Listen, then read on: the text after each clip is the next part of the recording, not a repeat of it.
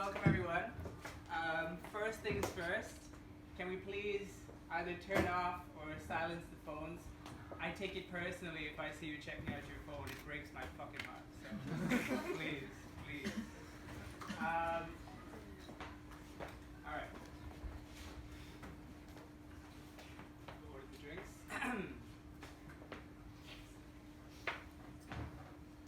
So, heart math. Today we're going to talk about dealing with something that everybody has to deal with, stress. So, I want to begin with showing you, introducing you to a few analogies, and then we'll get to the heart of the matter. So, the first one is the idea of the inner battery. I think everyone can relate to this idea. So let's say here's one of two scenarios, right? So one of them is you have you spent the night out, you've been drinking, you've been partying, you've been having a fantastic time. You get home at about 3, maybe 4 o'clock. You get to bed. You sleep. Sleep is kind of shitty. It is what it is. You wake up, it's about 7, 8, 9, whatever, and what do you think your battery is at? 2. Okay, 2 bars. Not bad, not bad. Second scenario, you don't go out, you don't party, you stay at home, and you're sitting on your computer or your phone or some kind of screen, and you're watching Douyin or YouTube or Youku? Do people do Youku? No. And so yeah, you do this until, again, 3 o'clock, 4 o'clock, get to sleep, wake up, it's 7, it's 8, it's 9. Where's the battery? 4. 4, really? Okay. I mean, to each their own. To each their own. I know I'd be it too, but wrong side. It is So, you wake up, your battery is wherever it's at, and you now have to function. So, the alarm goes off, right? It's a work day. Your alarm goes off, and of course, you know, it's like 10 more minutes, goes off again, 10 more minutes, no, another 10 more minutes. And so you've pushed it and pushed it and pushed it, and now it's time to get up. You're obviously late for work, so what do? Nice breakfast. I mean, you know, you have time to kind of sit and relax and just bask in the glow of the day. Fuck no. You're running, right? You're up, you rush to the bathroom, you kind of, you know, slap on whatever you need to slap on, put on the clothes, and you're out the door, right? You're rushing, you are late for work, so how are you going to get to work? Subway, bus, Didi, taxi. What are we doing? Bye. Go bye. Okay, we got answers.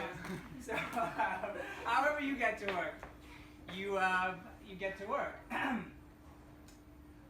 You're stressed because you know that you're going to get there late. You're thinking about the shit that you have to do today. You're thinking about the excuse that you have to tell your boss. Come on, some excuses. There was a car accident. Traffic jam. Traffic jam's not even imaginative. Come on. A guy ran over a rabbit in the middle of the street, and everybody had to like watch. I'll sit on your lap later because that is my scene. I wish you would go. Oh, I can be if you want. Later. So, where was that? You're stressed because you have to come up with an excuse. You arrive late. Your boss is pissed off because, you know, this is 4th time this week. It's not a good week. But, you know, it is what it is. So,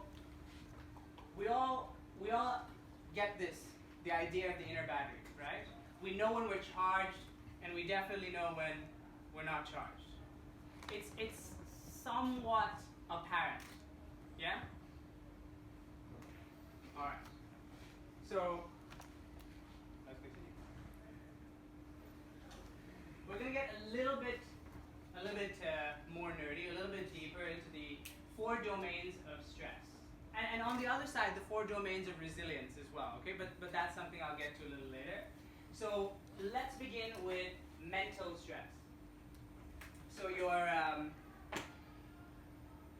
programmer, right? You're sat there, you have to deal with code. You work with your mind.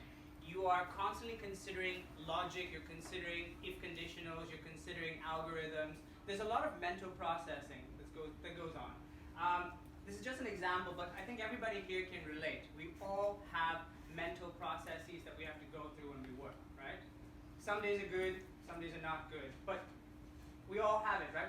When we're charged, when we have a decent amount of energy, our battery is good, we process. We can process raw data, shitloads of raw data, quickly and efficiently, and we can get through our work.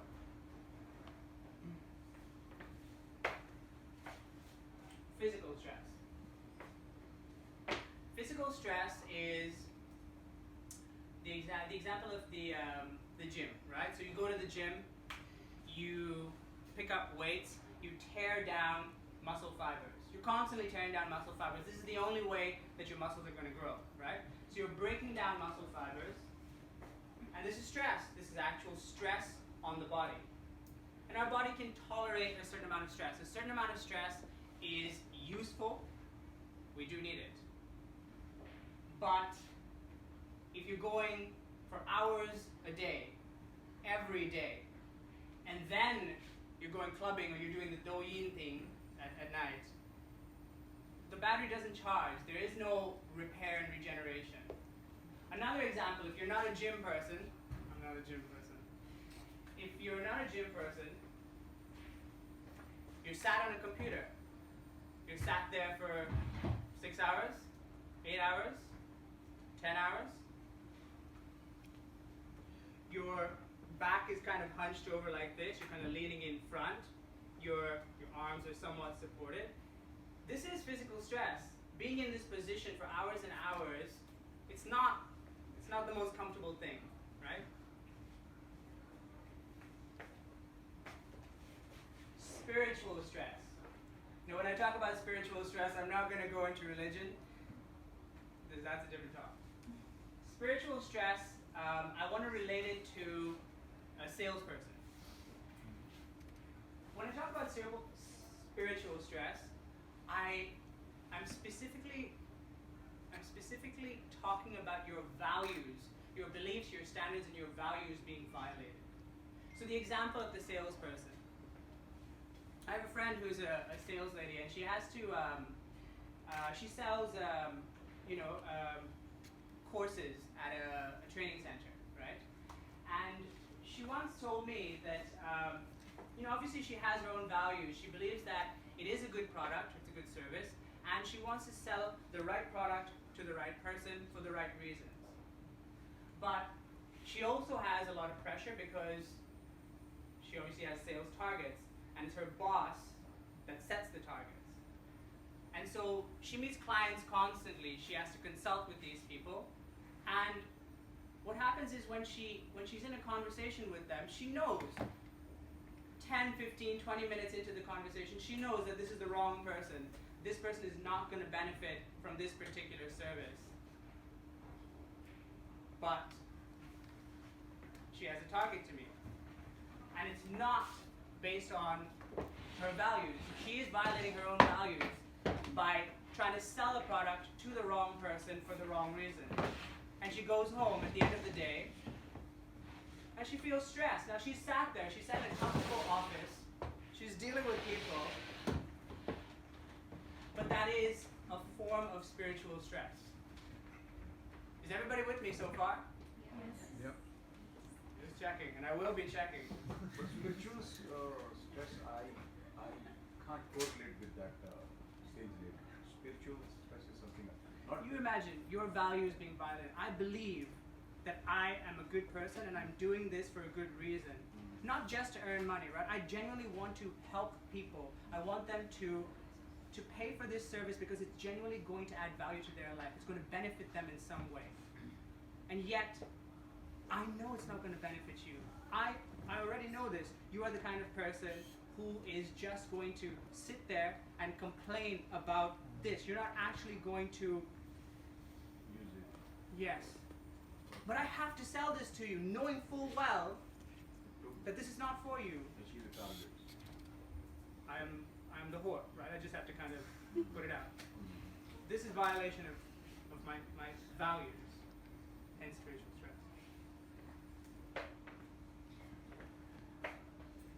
Last one. And this is the sneaky one. And this is the one we are going to talk about a little bit more. Because with the other three, I think it's quite apparent. You know when you're mentally tired. You know when your body just cannot take anymore. You know when you're breaking down. And you know when your values are being violated. You feel dirty inside. But emotional stress is a sneaky one. Not always. Emotional stress can be obvious, but it's the sneaky ones that I'll continue. So far, so good. Yeah? Okay. The bucket analogy. We all have reserves, right? We're going back to the battery. The water in the bucket is the amount of energy, it's the amount of resilience that each one of us has to tolerate the stress of our daily life. Emotional stress, or certain kinds of emotional stress, are like holes in the bucket, and we just leak throughout the day without realizing it. So let's do the phone analogy.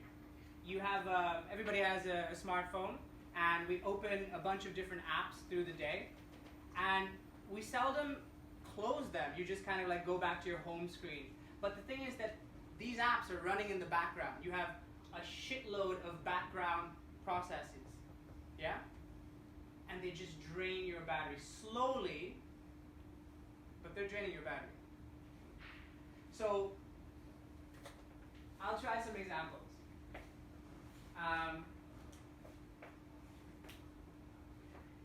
The first one is you're about to leave. You're going out. Maybe you're going to work, or you're going to meet a friend, or you have something to do, right? So you're leaving your house, and your partner looks at you, and he or she is like, "You're wearing that?" And you're like, "Yeah." And he or she is like, "Okay." Okay. And so you leave, but in the back of your mind, you're like, "Why did he say that? Why did she say that?" And it's like a little thing that you've got back there now, and you're like coming back to it. You're in the elevator and you're thinking about it, and you're like, there's a little bit of like, I didn't like the sound of that. What does that mean? And then you're at the you're in the corridor. It's there, right? You're walking to work. You're walking to wherever you're going, right? And it escapes you. Now you're focusing on something else. But every now and again, it'll just pop up. I look okay. I look good. That's one. It's just there. It's in the background. It's just gonna leak just a little bit. My favorite example is the bus driver example, because so here it is, right? So you wake up, you're late for work, obviously. You're rushing. You go downstairs, and you're one of those people that gets the bus to work. So, you're looking at the clock, and you're like, okay, look, I have just enough time. I am going to make it. Today is going to be one of those days where I'm just going to scrape in, and I'll be just fine. And so you make it. You're at the bus stop, and you see the bus coming. You're like, fuck yes, today's my day. The bus comes. The bus doesn't stop. You're like, you motherfucker. And now you're pissed. Now you're actually really angry because you were going to be on time. It was going to be a good day. And now you have to wait another 10, maybe 15 minutes if it's rush hour for the next bus. And in the back of your mind, you're thinking, that fucking bus driver. You get on the bus. It's still there, right? Like, okay, now you're obviously still, as I said, you're going through the reasons why you're late. You're going through the excuses. You have to come up with a good one, because this is fourth time this week. You get to work, boss confronts you, you pull out a fantastic excuse, he or she buys it, it's fine. You're at work. But that little thought about the bus driver is still there, right? You sit down on your computer, you turn it on. Fuck the bus driver. First email of the day. Second, it's going okay. But the bus driver is still there. And every time, you know, it's just like a little blink. It's just like a little drop out of the bucket. But the bus driver, the thought of the bus driver making you, obviously it's your fault, right? We're blaming somebody else, but the bus driver making you late, it's still there. It's lunchtime and the bus driver is still there. It's evening time. You finished work. It was an okay day. You're going home. You're waiting for the bus to take you home, and obviously the first bus, the morning bus, is still on your mind. What we're doing here is we're giving you an example of these little background thought processes that steal energy by creating little drops of stress, right? Are we okay? Yes. All right. All right. Now we do a little bit of, I'm just going to completely shift gears. We're going to talk about the autonomic nervous system. I think everybody knows about the autonomic nervous system, right? I was just checking. Yeah, okay. So the autonomic nervous system is the part of our body that keeps us alive, right? It is the thing that allows us to survive. It's connected to our reptilian brain. It is primal. And it is divided into these two halves, right? And you're either in one or the other. There's no middle. You're either in sympathetic mode or parasympathetic mode.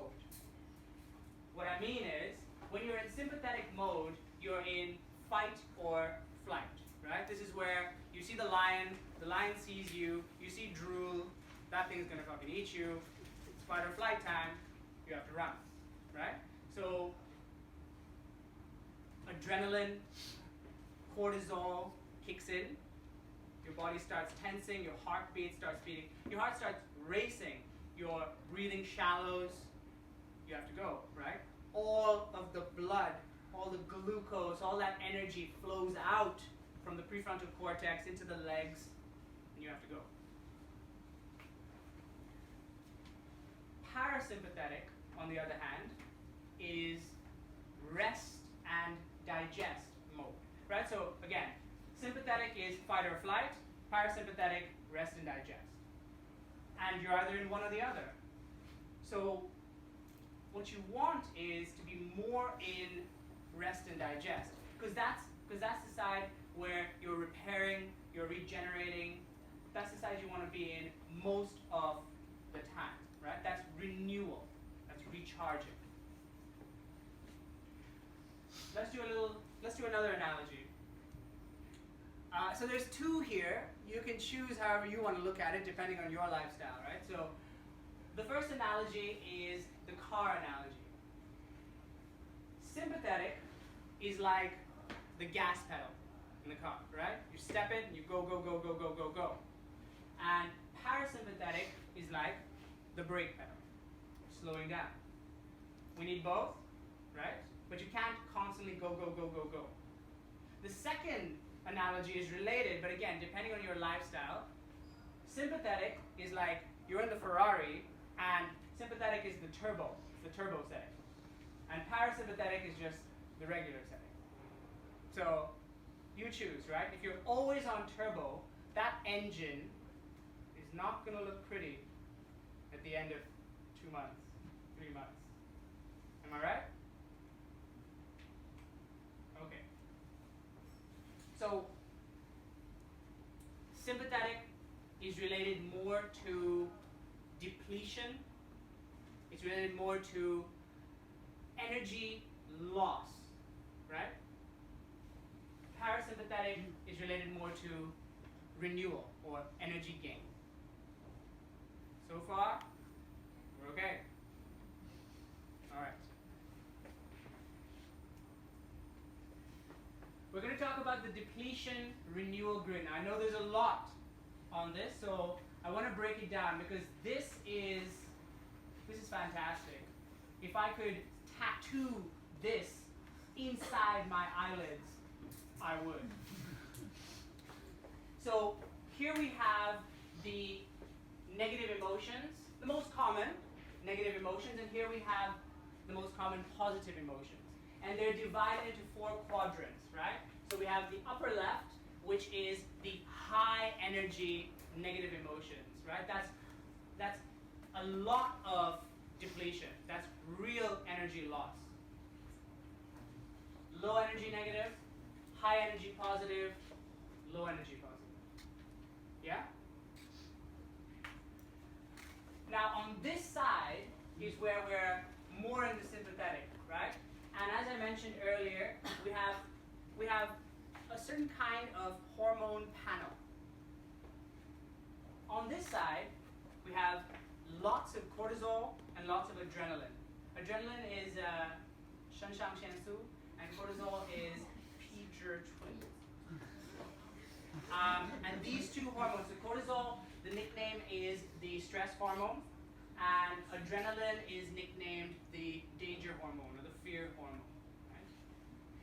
And on this side, so let's look at the high energy negative first. Anger, frustration, anxiety. Let's do a little bit of an example of anxiety.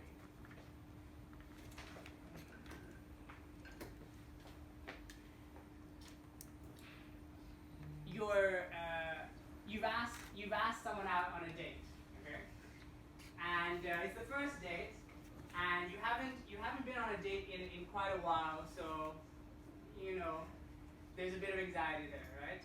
You've agreed to meet him or her at the Happy Monk, which was one of my favorite places.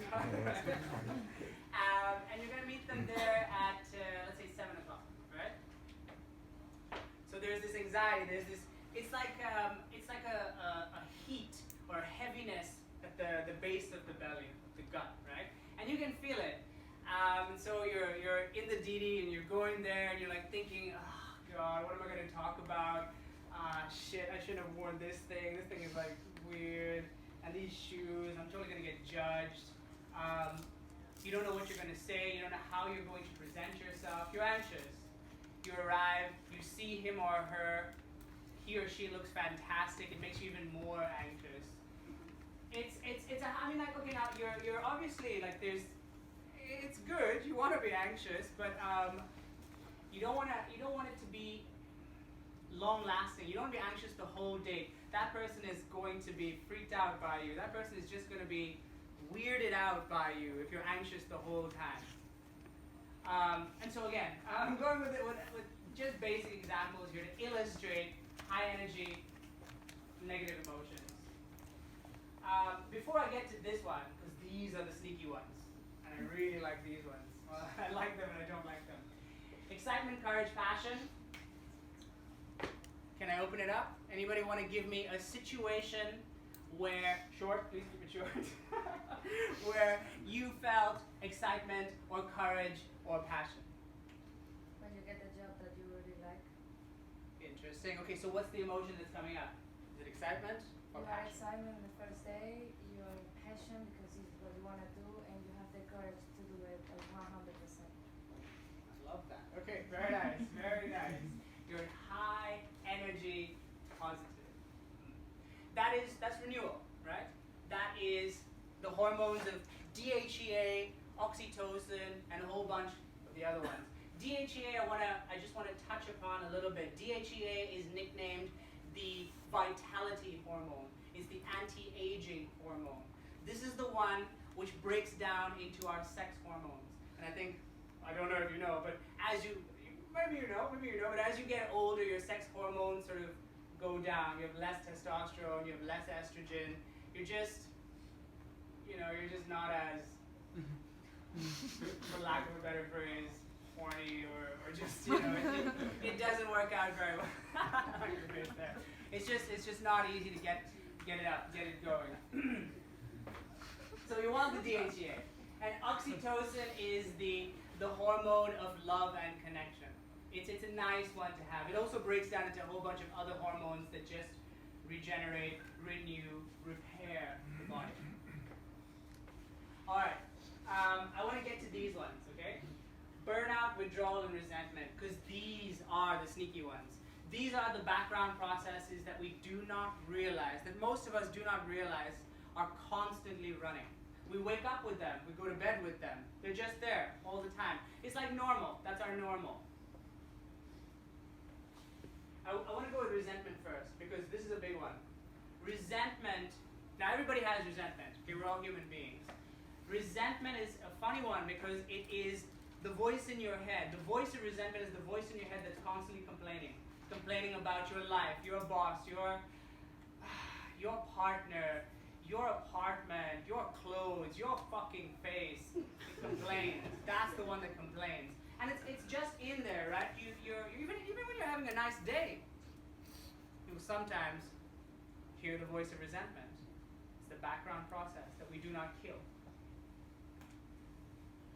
Withdrawal is when you've just had a shitty day.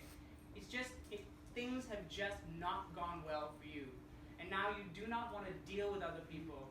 You do not want to deal with the world. You just kind of want to hide in your shell. Right? And burnout. Burnout is where you just not charged the battery for a really long time. You've been running on like 2 bars for quite a while. And you're just dying fast.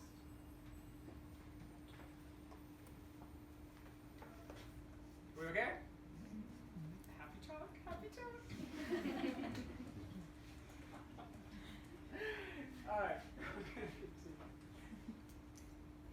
All right. Now we talk about resilience. So resilience is the antidote to stress. It is the opposite of stress. Resilience is the thing that charges the battery, right? It's the thing that plugs up the holes in the bucket and allows us to build more water energy, right? And the funny thing about resilience is that we have this thing called baseline. The more consistent you are with building resilience, with practicing the techniques to build resilience, the bigger your baseline becomes, meaning the larger your bucket becomes, meaning the more resilience you can hold, the more water you can hold, the more energy you can store, the more challenges you can face. I want to just read it for you because I love the definition. The capacity to prepare for, recover from, and adapt in the face of stress, challenge, or adversity. This is what we want. My mentor, Peter Sage, has this beautiful proverb. He says, "The strongest trees are not born in the best soil. The strongest trees are born in the strongest winds."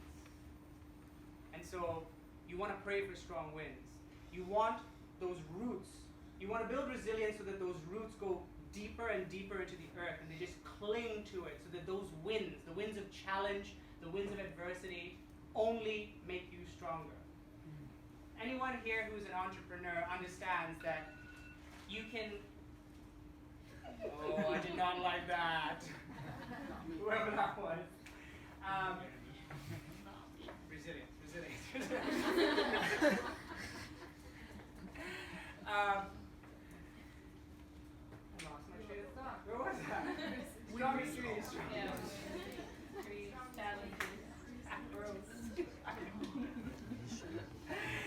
We're talking about entrepreneurship. Any entrepreneur knows that you can attain a certain level of income. You can attain a certain level of success based on the amount of challenge that you face. But if you want more success, it comes with more challenge. You can't just sit on your ass and expect that you're going to be richer and more successful without actually having to face more adversity, more challenge, getting more and more and more out of your comfort zone. But you need resilience as well, because it helps to adapt in just shitty circumstances. Let me rephrase. More complicated, more complex circumstances. A little bit more eloquent there. All right. You're okay? All right. Coherence. Coherence is the road to resilience. To build resilience, you have to attain and maintain a state of coherence. And you can do this once, and once is fine, but once is not gonna change your life. You want consistency. Consistency is everything. It's like you go to the gym one time, you lift the weights, and then you go home and you're like, but why aren't I strong? Why aren't I lean and all that? You just went once. We're talking about consistency, right? So I am going to teach you how to get into a state of coherence. But if you send me a message next week and you're like, you're a fucking liar, it doesn't work, I still feel stressed, please go to the gym for a year, then it works. It's exactly the same thing. It's not magic. Nothing is magic. It is consistency. It's a practice. And you do notice, 40 days, you will notice a huge difference. Even if you don't, other people will notice that you are different. So, I want to give you the nerdy quantum biology of coherence, because this is my shit. So, the state of coherence is where the heart, the mind, and the emotions are in alignment, meaning that they are synchronized. The analogy is of the radio station, the radio tower, right? The radio tower broadcasts at a certain frequency. So let's say I want to listen to 101.8, yeah? Turn the dial on the radio, 101.8. The antenna, the antenna synchronizes with the radio station because now they're moving at the same wavelength, right? And that's how you listen to that particular radio station. In the same way, our heart is an electromagnetic organ. You don't have to believe me. It generates an electromagnetic field about 1.5 to 2 meters in every direction. It emanates from the heart. The heart is like the radio tower. And the brain, which also has a lot of electromagnetic energy, also has its own electromagnetic field. The brain's electromagnetic field is much smaller, much smaller. In terms of dominance, we're going to say that the heart field dominates the brain field, meaning that it's the heart field that sends the signal, and it's the brain field, the radio, which receives the signal. So when we're trying to get into a state of coherence, what we're doing again is aligning our heart, our mind, and our emotions. And we do this by slowing our breath. And what this does is it makes the heart beat slow down. The heartbeat sends a signal outward. The brain picks up this signal, and the brain frequency shifts. The brain goes from beta, or beta brain waves, which is a stressed, high-frequency brain wave. It drops down into alpha. Alpha is a much slower, calmer, more relaxed brainwave state. And it's the heart that instructs the brain to frequency shift. You okay? Fantastic. Everybody's still here. Well, that explain how it works, but it doesn't explain how to achieve it. We're getting there. Jesus, you're a fucking impatient guy. Can I ask a question? Yeah. According to biology, it's the brain that directs your body, not your body directs your brain. Oh, no, no, It's no. kind of like the opposite. It's bidirectional. It's like you have a cell phone, you can call and you can receive calls, right? Very similar. But if you're looking at the ways that the signals move, right, the directions that the signals move, the brain does send signals to the heart and to the rest of the body. Yeah. But it's the heart that sends way more signals than the brain. If we're looking at the directions that the signals are moving, it's the heart that's sending more to the brain than the brain sending to the heart. If you're thinking about the body, it's through the autonomic nervous system, which we talked about earlier, the sympathetic and the parasympathetic.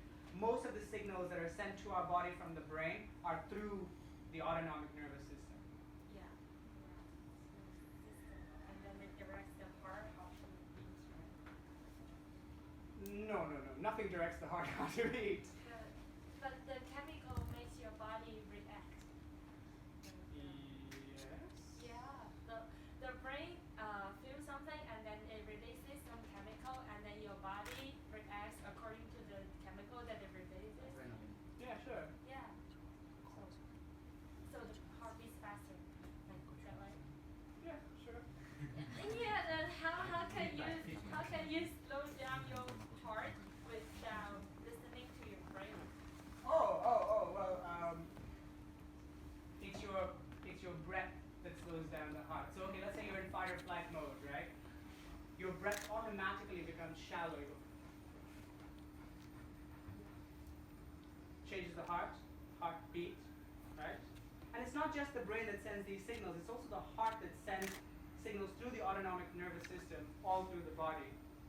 It's a very, very complex system. I kind of understand.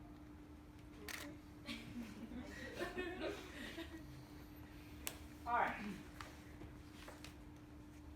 So let's do it. I'm kind of blanking here, so I just want to check what my next slide is, but I think we're about ready to try it. So yeah, okay. So I'm gonna get to HRV a little later. So please join me, okay? So I'm just gonna take a seat, and I am gonna project my voice. So, can you please sit in a comfortable position? Get comfortable, because I want you to maintain stillness. So whatever position is comfortable for you, a position that you can hold for, we're going to go with 2 minutes here, okay? Maybe less than 2 minutes. So you're sitting comfortably, and you're going to sit still.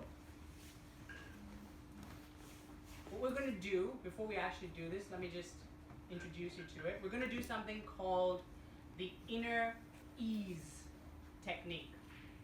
The inner ease technique begins with something called heart-focused breathing. Heart-focused breathing, well, you'll see what it is. So we're going to do a little bit of heart-focused breathing, and then we're going to do inner ease. You can I'll do my best from here, don't worry. you can stand, just be still. Yeah. You can stand. Okay. So I want to invite you to close your eyes and breathe a little slower than you usually breathe. Breathe through your nose. Direct your focus, direct your awareness to your heart or to your heart space to your chest area. Breathe into your heart and breathe out from your heart. Feel the air moving into your heart as you breathe in. Feel your heart beating. Feel the air moving out from your heart as you breathe out.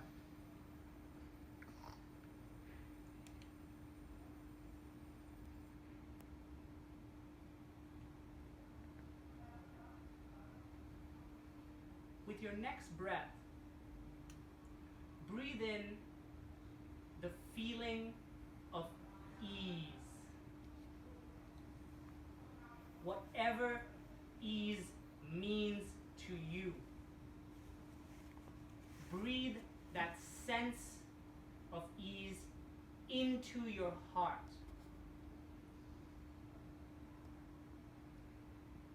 Feel it filling your heart.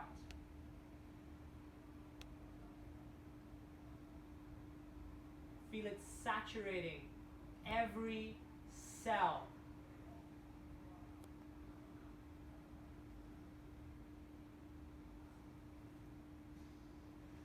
Anchor that feeling. Hold on to it as you breathe slowly, gently into and out from your heart.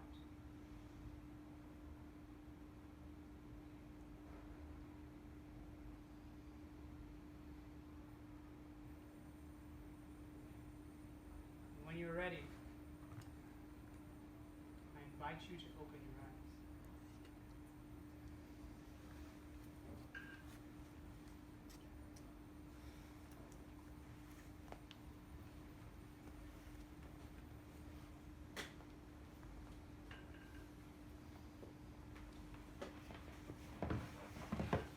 What you experienced for that brief moment was a state of coherence.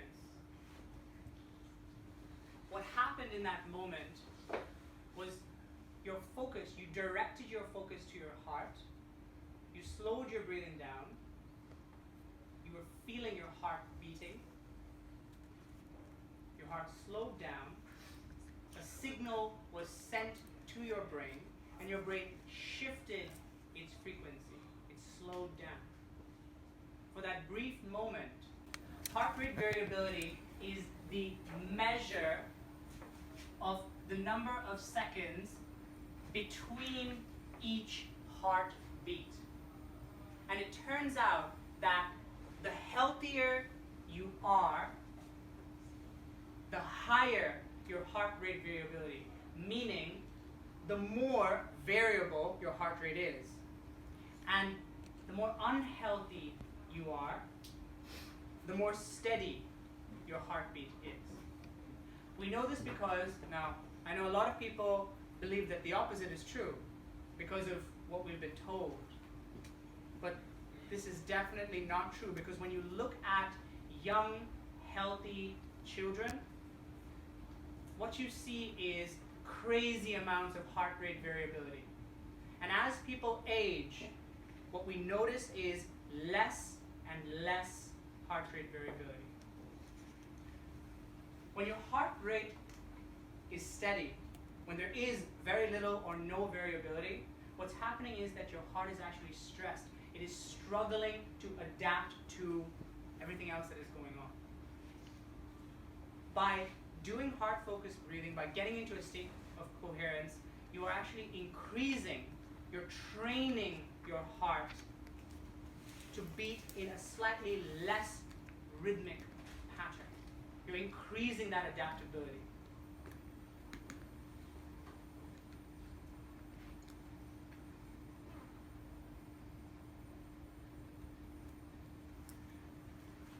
These are two rate charts, and I want to just talk a little bit about this. So in this top chart, we see these jagged patterns, these jagged lines. What this graph shows is a person in a state of incoherence. The person is experiencing and by the way, this is the same person. The person is experiencing the emotions of frustration, anxiety, and stress. The person was then asked to shift, to get into a state of coherence using the technique. There are many other techniques. I've just showed you the easiest one. Using a technique to shift into a state of coherence. And what we then see is this lovely, smooth heart rhythm pattern.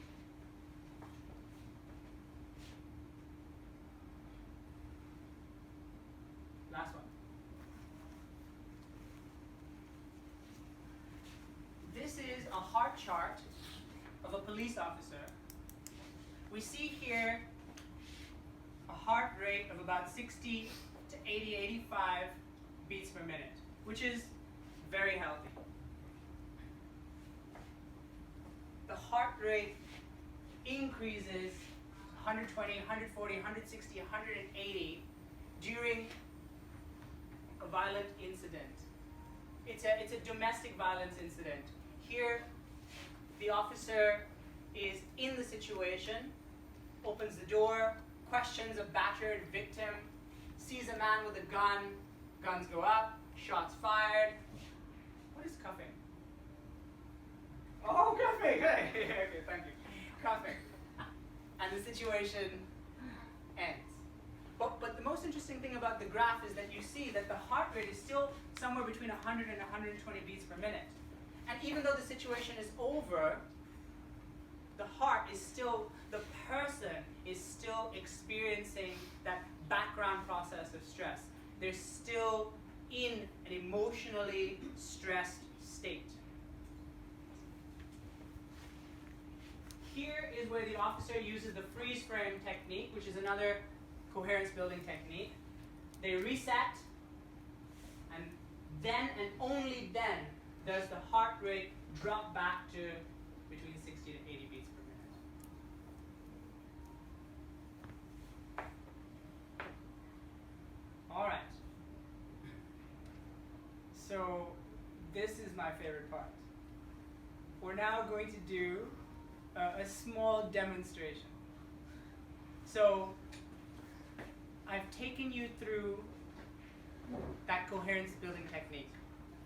And you might in the back of your mind, this guy, might be like, yeah, that's bullshit. Thanks for that. I gotta go. What I really want to show you is a live demonstration that the technique that you just did, how it actually is going to affect your heart rate, and then we're going to look at brain waves as well. So my friend Tony over there has volunteered to clip a biofeedback device. The biofeedback device, he's going to attach it to his earlobe. It picks up his pulse and it measures. It starts to measure his heart rate variability. So Tony, what you want to do is close the, so this is not going to be useful anymore.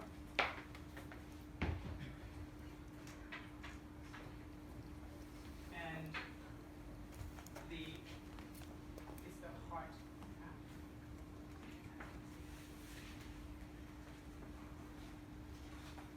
Now, while he's setting up, I want to show you that we have 3 bars here. We have red, which stands for low coherence. We have blue, which is medium coherence. And we have green, which is high coherence. Tony, do you want to do high level or medium level? It's fun to say it on high. Okay. There are different challenge levels. What you understand is, again, it's the gym analogy is not lost here. It is exactly that. Once you can lift 40 or 50 kilos, you want to stack, right? You then want to go to 80. You want to train your mind and your body to get into that state of deep coherence. So when he hooks it up, when he begins, we're going to see the machine pick up his pulse first, and then we're going to see him move through using that technique, inner ease, the inner ease technique. We're going to see him move through. So here we are. This is his heart beat. The machine will soon pick up his state of coherence.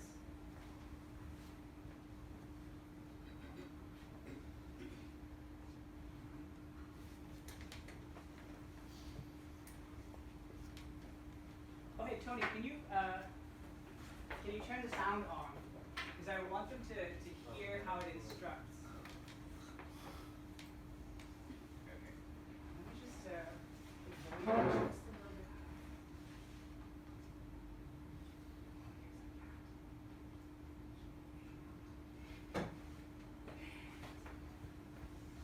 so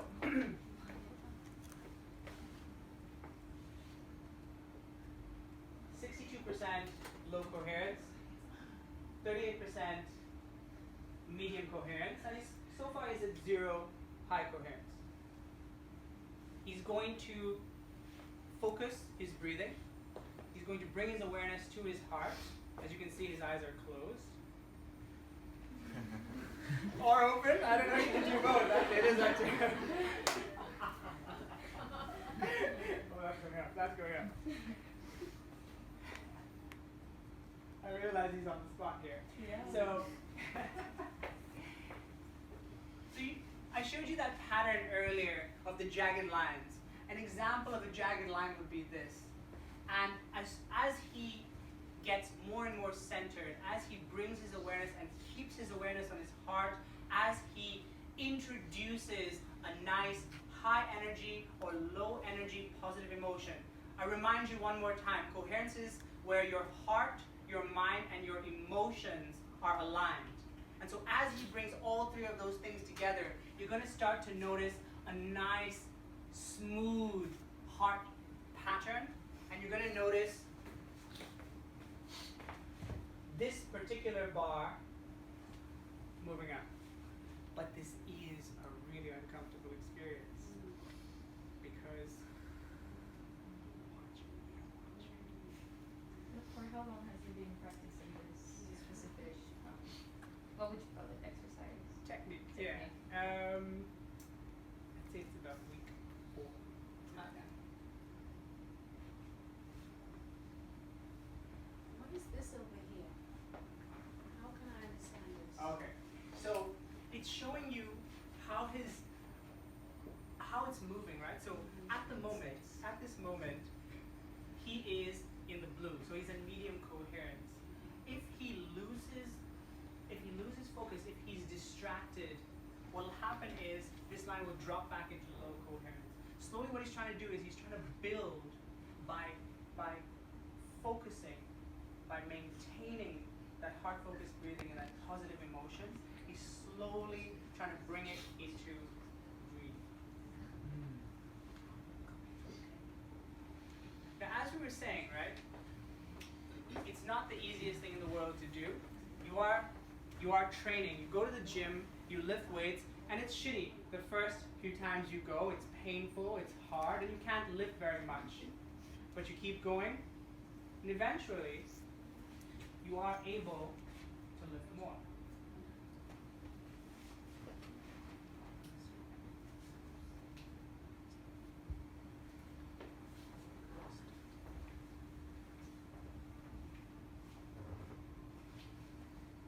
So very similar to the mindfulness.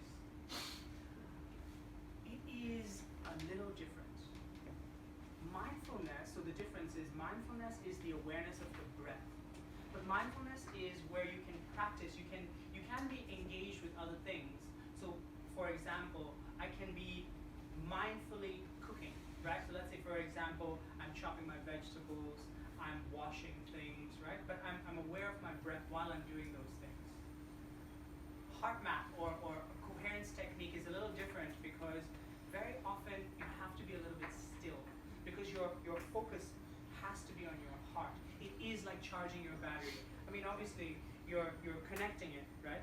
And if, just as an example, it's just an analogy, if, for example, I'm still using the phone while I'm charging the battery and I have 20 background processes running, the battery charges extremely slowly. Whereas if I just put the thing on airplane mode and I lock the screen and I charge it, the thing charges really, really quickly. So HeartMath is trying to just supercharge that. It's trying to get you to increase your resilience, charge your battery, plug up the holes within 2 to 5 minutes. Now obviously you can go longer, but within 2 to 5 minutes is good. He isn't agreeing for a little while. I hope this isn't putting you off, because he is on a high challenge level over there, and it isn't that easy. Let me try and walk you through the process that he's going through at the moment. If I was on medium challenge level, which is just because you are doing it without the technology, all you're doing is slowing your breathing down and maintaining your awareness on your heart, which is nice. But if you really, really want to build coherence, and what he's trying to do there is he's trying to get his breathing rhythms into a very, very consistent pattern. He's trying to, for example, he's trying to go with maybe 4 seconds in, 4 seconds out, 4 seconds in, 4 seconds out. He's trying to get it to that kind of a window, and he's repeating that same pattern over and over and over again. And you have to do that if you're on high level, otherwise you never get to breathe. Whereas if you're on medium, I have a question. This is not exactly what we do when we are meditation. meditation is very different. This is not meditation. Because, well, I'm not like so deep in meditation, but normally when I do my meditation, the first what I focus is in my heartbeat. And when my heartbeat I feel like it's stable, is when I start to doing the real meditation. If I don't feel my heart like very low and stable, I cannot focus on the rest. It's something similar or not? The beginning is the same, so what do you do after your heart is settled? People, inner ease, or just breathing in a sense of ease, whatever it means to you, is one of the easiest things to do. It could be calming, it could be cooling, it could be a lightening, it could be a heaviness, it could be a sort of like deep sort of relaxation where you're being sucked into the earth, whatever it is to you. But it's much easier than going to, for example, gratitude. Because gratitude is a completely different thing. For a lot of people, you have to go to a thought process, or you have to press play on a kind of mind movie, and you have to watch the movie so that you can then experience the emotions of gratitude. Now, try juggling that with focusing your awareness on your heart and maintaining a steady heart breathing, a steady breathing pattern, as well as watching the movie. It really is a juggling act, and it can be done. That is probably the best, and also it is the best technique, but it's also difficult for most people who have not practiced for at least a few weeks. I want to come back to Tony. He has maintained a lovely, lovely amount of green. He's come from 0 on the high coherence scale up to 39.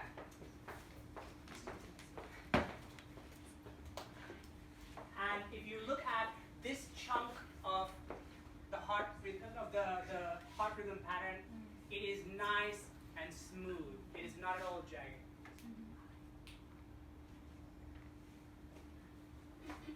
All right. If you want to know more, there are 2 websites. It's at the end of my presentation, which I'll bring up a little bit later. One of them is called heartmath.org.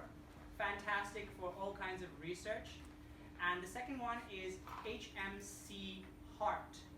HMCheart.com. That is the Chinese version. that is the representative of the HeartMath organization in China. Their website is fully in Chinese, and so there's a lot of fantastic information there if your language is Chinese. Excuse me. Yes. This hard mathematics, this other than medical purpose, what is the application of this? Generally, what is the application of this? Okay, so let's say, I remember, oh, maybe it wasn't you, sorry. Let's say, for example, you're an entrepreneur, or let's say you have a 9-to-5 job, right? You know that today you have an important meeting. You're meeting a client who is going to invest in your company.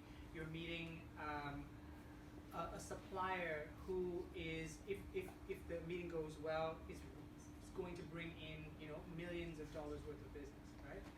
But you're fucking stressed. What you want is to have an optimal state of functioning, right? You want to walk into that meeting calm, relaxed, your wits about you, able to eloquently express yourself, able to intuit what the other person is feeling, what the other person is thinking. What this does is it gives you that, it trains you to be able to manage your stress, to walk into a room as your best self. When you're presented with a response that you did not expect, when you find yourself in a situation that is difficult, that is complicated, you want the ability to adapt rather than just fall apart. And after you've experienced some nasty event, somebody's called you a name, somebody has fucked with you, you want to be able to shift back into your best self, your most calm self. Because as I was talking about earlier, we have these background processes that just deplete energy. Life is not worth living if you're always on 2 bars. It's just hard. People don't even want to be around you because you snap so easily, because you're just not the nicest person when you're at 2 bars. Another question on that. This, when you do this is going to show some result, okay? So any negative result will scare a normal person, right? So how that going to calm? If I'm doing this to calm myself and I'm looking at the result and it's going all right, I'm going to get, a normal person going to get more scared of it. So how is going to help? You go to the gym, Yeah. you lift the weights, and it hurts. Are you just like not going to go again? You understand that it is a muscle that you're building. So that's what I'm asking the application. Is it to soothe your heartbeat or yourself? Is it to soothe, or it is just going to show the result? One is, this is a measurement and is showing result, what I'm feeling. One is no, whatever you're feeling, bad or good, bad or worse, it's going to soothe you down. Is it the application for this? Like I'm going for a blood test. I'm going for a blood test. Okay. It is going to tell me my blood is negative or O negative or this thing, and I have this cholesterol or not, this. Or there is another process which is going to purify my blood. So there are 2 different processes. In this, am I going to get the result what my heartbeat is? I got your question. Yeah. Yeah. Over time, it is going to improve. It's definitely going to improve, not just, for example, because we were looking at those 4 domains. Improvement in one of those 4 domains, the emotional, the physical, the mental, and the spiritual, improvement in just one of those domains bleeds into all 3 of the other domains. You see improvements in different aspects of your life over time. The same as you get leaner, you get stronger over time as you build this. This is just an exercise. And you don't need this. You actually don't. It's just if you want to train. It's like you can just run, or you can do push-ups, you can do body weight, or you can go to the gym. And this is the example of the gym. But what I showed you was the body weights exercise.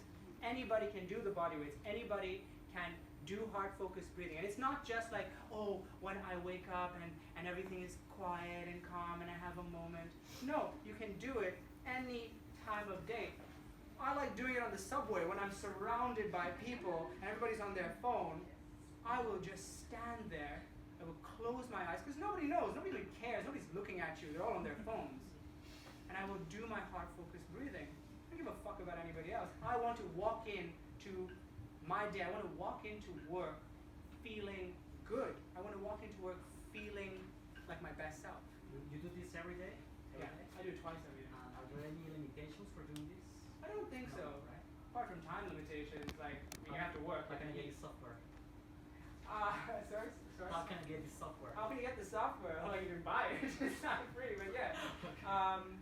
Yeah, it's definitely available. HeartMath, you can definitely check them out. Yeah. Mathematics, math. Math, yeah, M-A-T-H. Tony, thank you very much.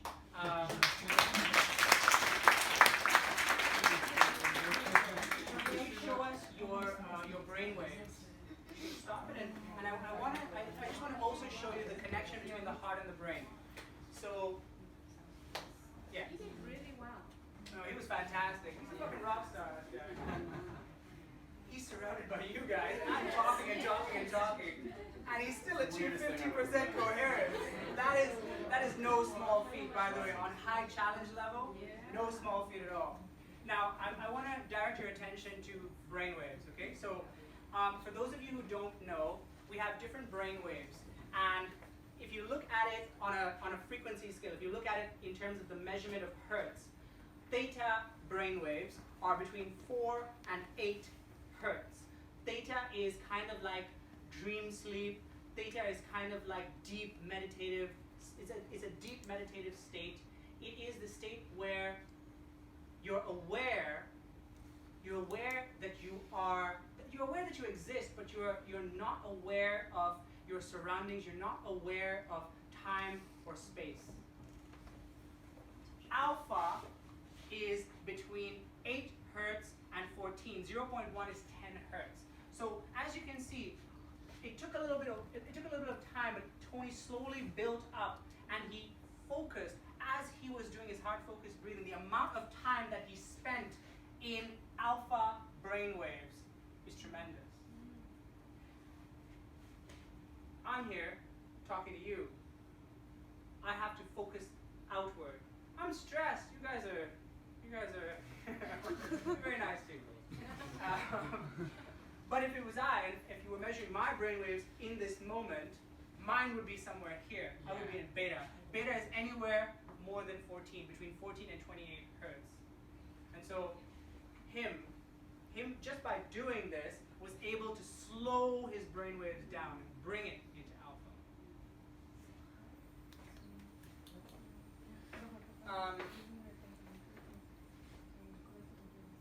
Guys, that's it. Do you have any questions? This one measures the signals from the brain, and that one the signals from the heart. Yeah. How much time is required if you don't have the device? Like if you're just on the metro, how much time would be enough? I would say anywhere between 2 to 5 minutes, but consistency is the thing. Because it's something that builds and builds and builds over time. And it's like practice, it's like everything else. So as he was mentioning, and as I was saying, you can prep.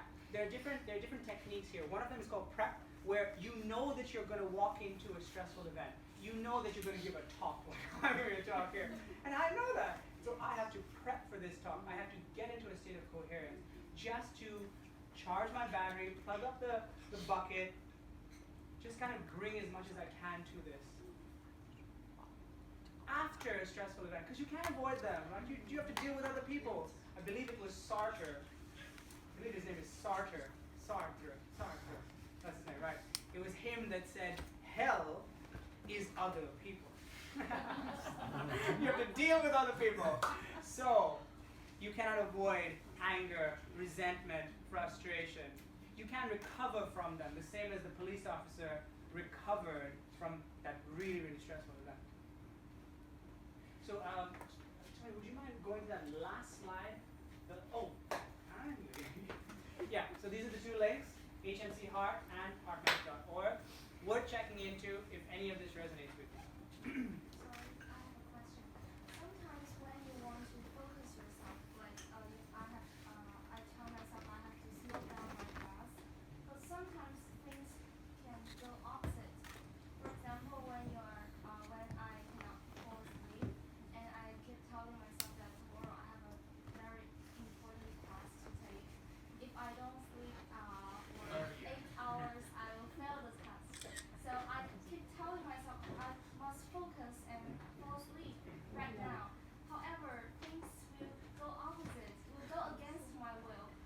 Just like your test or your exercise, you tell your brain to slow down, your heart to slow down. However, sometimes your heart will beat even faster. So how can you deal with this situation? Yeah, exactly. I want to. Yes, that's a very good question. The answer is in the question. It is if you're telling yourself, you're not supposed to tell yourself anything. If you're telling yourself, what it means is that your awareness is not with your heart. Your awareness is with your mind. So by trying to just go to your heartbeat, that's also why I focused on that. I was like, feel your heartbeat, listen to it. And another thing about breathing the air into the heart, obviously we know we're not children, we know we're breathing through our nose. But if you are occupying your mind with that kind of feeling that the air is going in, everything inside you is here. There's nothing else in here.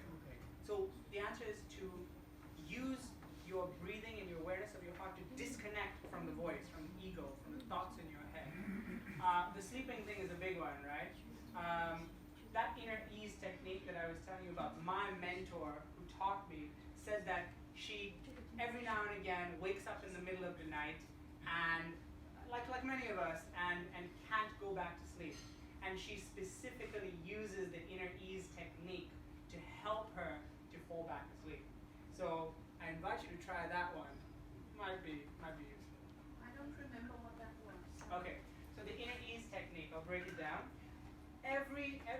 All of the heart math techniques begin with heart-focused breathing. So the step-by-step is you first, now again, you can do it with eyes closed or eyes open, but in the beginning, I suggest eyes closed because it's so much easier to focus your awareness on your heart. So the first step is you focus your awareness on your heart, and you breathe in and out through your nose. But you feel that you're breathing through the chest area, through the heart space, in and out of the heart space. And you just get centered there. You do that with 5, 10 repetitions. This is what we did. This is what we did. Okay. This is called the inner ease technique. Okay, Yeah. so inner ease. And then you invite that sense of ease. And the reason why I had to say whatever it means to you is because if you ask other people here, everybody has a different definition of what is ease. Is nose breathing a necessity? Because sometimes you push a cold or Alright, well if you got a cold, it's not going to work. Yeah. One nostril. If you can do the nose, then do the mouth. Better than nothing. But the reason why we say nose is there's 2 reasons. One of them is that it helps to breathe slowly and it helps to breathe directly into the belly as well. We don't realize that we're chest breathers. Most of us are chest breathers. So when you're breathing through the nose, it's much easier to get to the belly without actually focusing on the belly, keeping your awareness on your heart. So that's why I say nose. And the second one is something that most people don't know. The reason why you want to breathe through your nose more is because, so we have this thing called the endothelial layer. The endothelial layer, so our skin is made up of 7 layers, right? The endothelial layer is the most, it's the most inner one, right? It's the surface one on the inside. If that makes any sense. Oh, maybe inside the skin. Okay. So the endothelial layer, when you breathe through your nose, our nasal cavity and I don't know what you would call it, the pharynx, the larynx, whatever it is, the part that goes down in here. On the inside, the endothelial layer, we have this I don't know what it is, but when it senses air going through, it releases something called nitric oxide. Nitric oxide is one of the body's most powerful free radical scavengers. It's an antioxidant, and what it does is it just neutralizes damage inside the body, neutralizes reactive oxygen species, i.e. it's just anti-aging, it's just like repair. So, you know, May I say something? Well, I'm sorry I'm late, but I just want to give a comment. Because what you're saying is very scientific, very academic things. It will make the people difficult to digest, but in my experience, but actually according to this is all he said is correct, okay? But I just try to make it very simple because it's my experience. Because I have a bad experience, I have a bad sleep for, it's involved, right? But right now I don't need sleep, so 3 hours sleeping is enough for me. Even the whole night, I have the same experience like you telling me, I have a meeting tomorrow, I have to sleep, I force myself, I mean everything you have tried, I've tried. But just make it simple like what he said actually, make it simple for normal people, just listen to your breathing. That's the first step. And the second step is that you breathe from here, from your belly, you coming out from your nose, just like a cycle, that's a life. You practice, because then you get mindset, rest, then you don't need sleep. That's the principle, but you need to practice. It's actually easy. Because you can do this, you can do this when you're in the car, when you're driving, in front of the green light, 3 minutes, you just breathing. I keep on practicing and it works very well. Because when you say you listen to the heart, then there's a sound. But you just listen to breathing. You just focus, because when you listen to breathing, your mind is automatically, it's out of everything. It's really, but you really don't breathe with your nose like normal breathing. Because you really like a Chinese saying, Qigong, like Chinese saying, because we have one breath. But breathe, how can you get one breath? Because your breath have to touch the earth and come into the heaven, right? So this is cycle. But how can you do that? When you breathe in, then your belly is going big, right? When you breathe out, it's like you just breathe like this. You